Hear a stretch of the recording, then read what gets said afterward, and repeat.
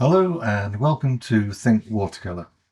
Today's demonstration is all about simplicity, and I'm using this reference photo that my daughter took recently of a view across a field in Sandyway in Cheshire. It's a simple view framed by the tree on the right, silhouetted against the bright summer sky. And I've loosely sketched the image on this piece of Saunders Waterford 300-gram rough paper, and it's 8 inches wide by 6 inches high. It's actually the back of a failed sketch, and I always recommend if you're just going to paint small sketches like this, use the back of old paintings that you're not happy with or they've failed. As usual, I'm starting with working from lightest lights to the darkest darks, and I'm starting with the sky, which is cerulean blue and with a touch of cobalt. And for the field, I'm mixing up some aureolin with a touch of sap green. Aureolin has a green tint to it, and just in strengthening that with a little bit of sap green. And always remember, these colours are going to dry much lighter. And this is the basis for the painting. So working from light to dark, I'm just blocking in the two main areas, the sky and the field. And I'll let these dry before I continue. Okay, the initial washes are now dry, and I'm just wetting the top of those trees on the horizon on the far side of the field with some clean water. And I'm going to run a bead of green across the base of the trees and let it bleed up into the water. Always remember that paint will travel where you've got water. So if you wet the paper first, that you get this nice soft blend.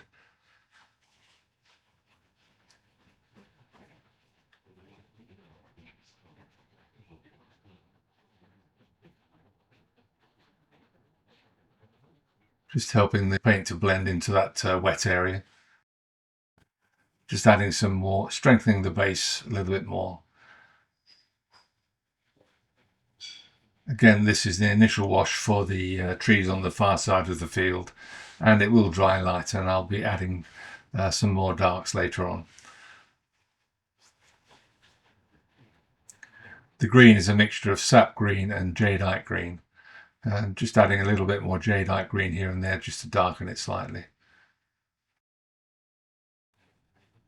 I'll just switch to a small detail brush for the foreground foliage along the hedge. These detail brushes are really good for this sort of thing. They've got a nice point to them, but they've got a fat body that holds quite a lot of paint, and you can get a really good effect of suggesting leaves and foliage.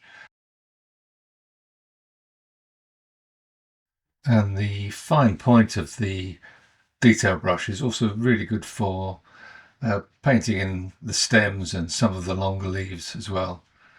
It's a nice fine point, and you can get a really good effect with this. Just a quick tip for those of you who are using the back of a failed or old painting. If you want it to be really flat, if you lay it face down on a clean board, dampen the back of the painting, and then place some clean kitchen towel or paper towel over it, and then weigh it down with some heavy books. It'll dry flat within a couple of hours. It just makes life a bit easier rather than having cockled paper. Okay, I'm now using a number 2 brush with just some clean water, just running a line along roughly the centre of that field. And I'm just going to drop into that some pyrrole orange, just to indicate very loosely that there's a load of poppies growing in the middle of the field. I've let everything dry again, and so the whole painting's dry, and I'm just darkening the foreground of the field very, very carefully and very gently, so as not to disturb the painting that I've already done for the foreground. I just felt it looked a little bit too light in the foreground there, so just a slightly stronger mix of the aureolin. And as you can see, now that I've done that, it just adds depth to the painting. You know, the foreground comes towards us and the lighter colours recede into the background. For the branches of the tree, I've mixed up some Van Dyke brown with some ultramarine to create a strong dark brown colour. A lot of this will be covered up by foliage once I paint that. I'm just using a rigger here for the thinner branches higher up in the trees. As I've already mentioned a couple of times, this is the back of a failed sketch. And every artist will mess up from time to time. I think I've made more mistakes than I've made successes, but always remember, every mistake is a lesson. You know, you only learn from failure. You really don't learn from success. Always remember that the more you paint, the better you'll become as an artist. I think there's a famous saying, watching is learning, and it's great to watch videos like this, but doing is understanding. The more you paint, the more you will understand. So my advice is just keep painting. Okay, the trees are now dry, and I've mixed up some more of that green, which is the mixture of jadeite green and sap green.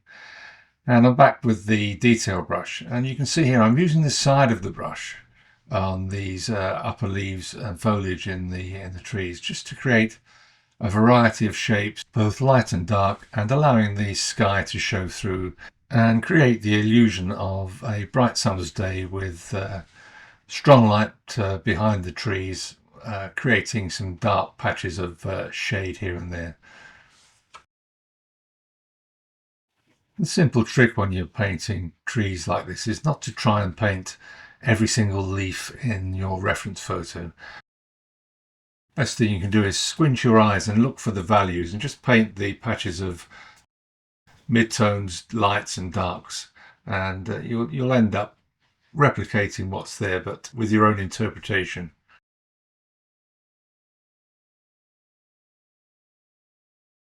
Here I'm just adding some more of the darker shadows in the foreground hedgerow, again using that detail brush, keeping it loose, just an interpretation as I said before.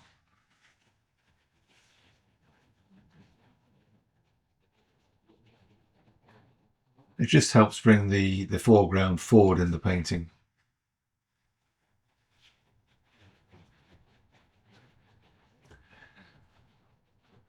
Having said that, I'm just going to strengthen the shadow at the base of those trees and hedgerow on the far side of the field, and then softening it with some clean water,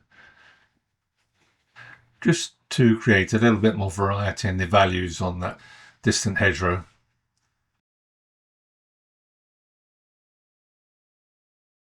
And finally, just to finish the painting off, I'm just splattering some yellow and some red and some white in the foreground.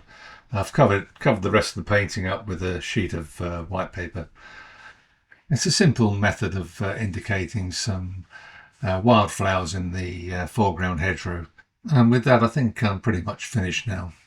I do hope you found this video useful. I just wanted to show that even the simplest image can make a pleasing sketch. Painting small sketches like this are a great way of helping you to understand how your watercolours work. And if you're looking for inspiration for simple landscapes, I thoroughly recommend you take a look at the works of Wesson and Seago, who were masters of simple country scenes. If you found this video useful, do give it a like. It really helps with YouTube. If you're not a subscriber, do subscribe and hit the notification bell for future videos. And once more, thanks for watching.